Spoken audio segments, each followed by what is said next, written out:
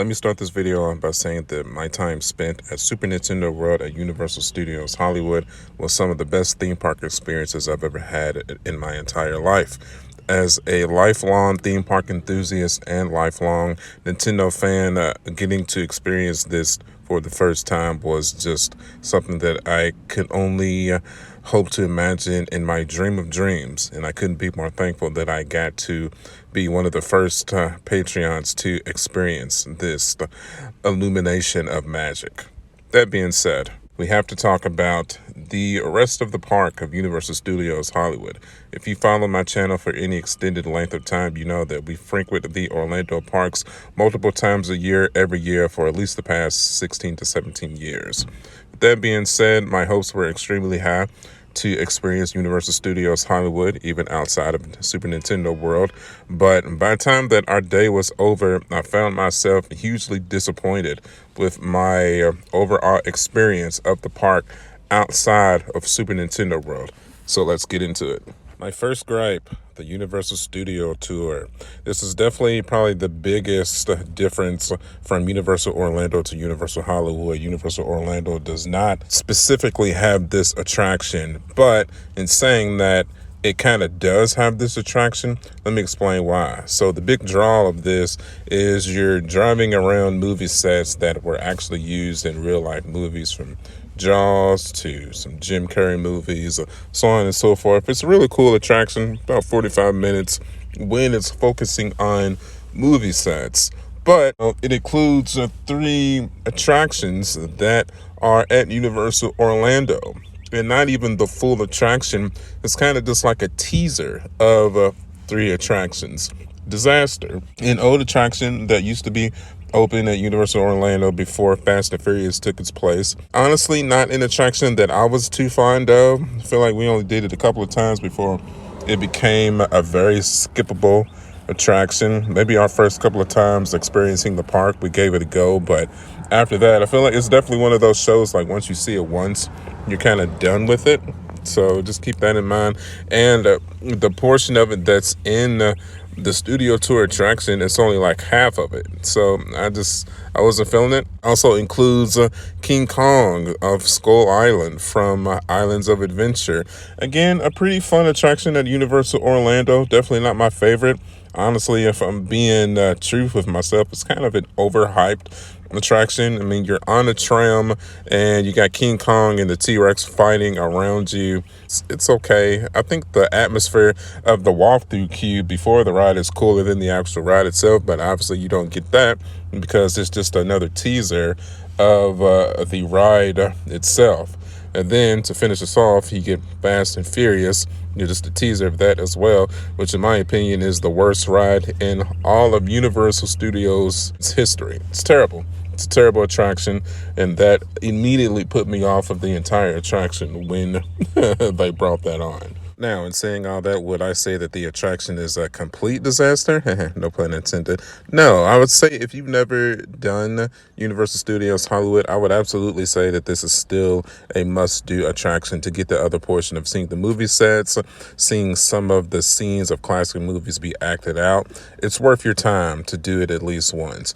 Would I head back and do the studios tour again? Absolutely not. Another major attraction that Hollywood has that Orlando does not is the Secret Life of Pets Dark Through ride. Pretty fun attraction, man. It's cute. My daughter loved it.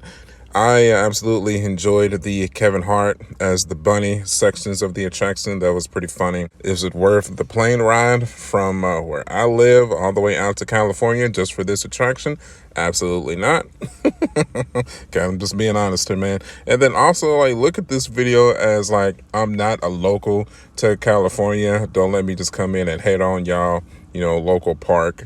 I'm a tourist traveling from literally across the country to specifically come and do this. And I'm just saying that what I experienced here based off of that info is that this isn't worth it, or at least this specific attraction. So you don't come to the comments to try to slaughter me with that information known now.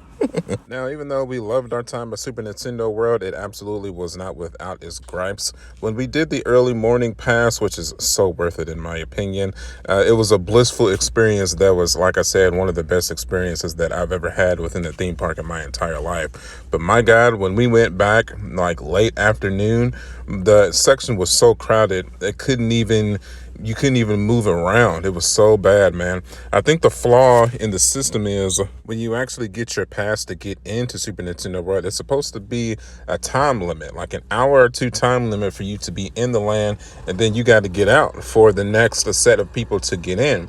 But once you get into the land itself, they're not enforcing for the people that are already there that you have to get out. People are staying in there, causing it to get overcrowded. Every line for every attraction is ridiculous. And now, don't get me wrong, this is the newest themed land in all theme parks across the world, right? So you kind of got to take that in with the territory. It's kind of expected.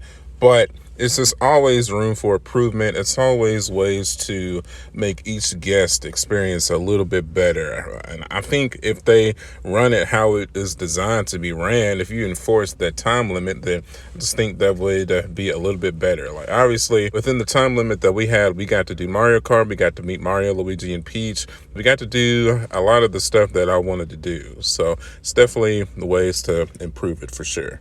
Oh, and the experience that just capped off the day, the Revenge of the Mummy, the ride. Oh boy, where do I start here? So first off, we rode this right after we got out of our initial trip to Super Nintendo World. This is the first ride we did. First thing I noticed is that this is basically like half of the ride in Orlando. It was a lot of special effects, whatnot missing from the ride in Orlando. So that sucked. Wasn't really a biggie though. All three of us got to ride. Cool. We continued on. We did Secret Life of Pets. That was fun. We did Transformers. That was fun. Then we were starting to get tired and hungry. We were going to end our day. We had one more pass, so we decided to do the Mummy one more time since Faith really liked it, my daughter. So we go back and we get in line and we're about to get on the attraction. And then one of the cast members or Universal workers looks at Faith and she's like, that girl's not tall enough to ride this ride. And me and her mother both are like, yes, she is. We literally rode it an hour ago.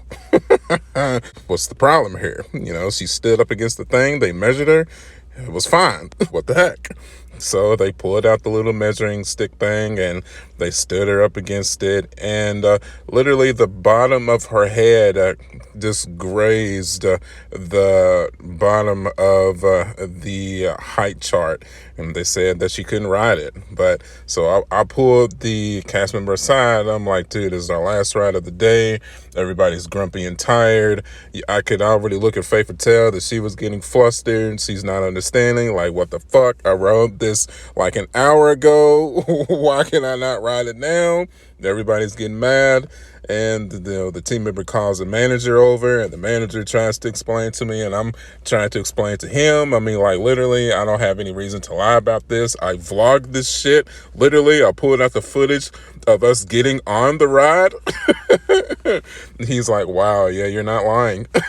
But unfortunately, sir, she should have never been able to get on that ride anyways. She's just not tall enough. It's not safe. Wow, what a cluster F of epic proportions all around. And then he started to like guide his hands towards the exit, like, all right, your problem is solved, time for you to go. And then Faith started to get that single Indian tear of just genuine sadness, not like a meltdown or anything like that, but just that genuine childhood sadness, like, wow, my little heart is broken. So then at that point I tell the manager, I'm like, you can see my frustration here, right? You can see the confusion that this has caused for my daughter of her not understanding like how she could get on the ride earlier and she can't now. You can see why I'm pissed off here, right? He's like, yeah, I understand the frustration, but it's nothing I can do about it. I'm sorry, you guys gotta go. I'm like, you mother trucker. I mean, didn't offer us like a ride pass to something else, maybe a Despicable Me. Didn't offer us a pass to get like an ice cream or something. I mean, dude, give us something, because it's not our fault.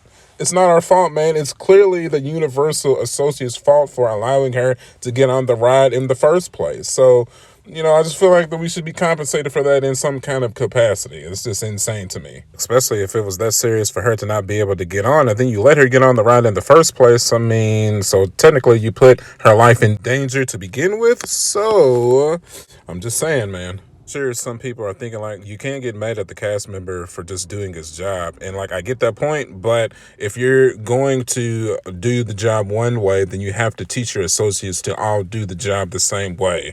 That's all it is to it, or else that causes confusion in these types of issues. And obviously at that point we were completely done with Universal Hollywood.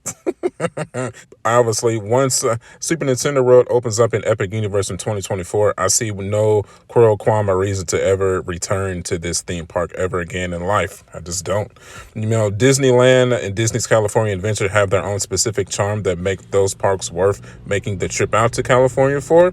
But Universal Hollywood, I'm good, man. I think I'm good for life. So what I want to know now, do you think I'm justified for my frustration and anger, or do you think I'm overreacting? Let me know in the comments below. Be polite with your comments, though. Anybody that comes in rude will be obliterated from my comments section. That's all it is to it.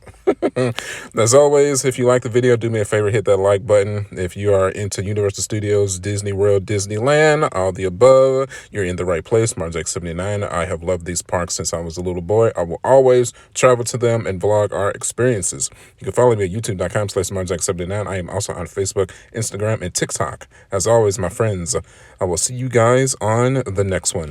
I'll catch you guys later. Bye.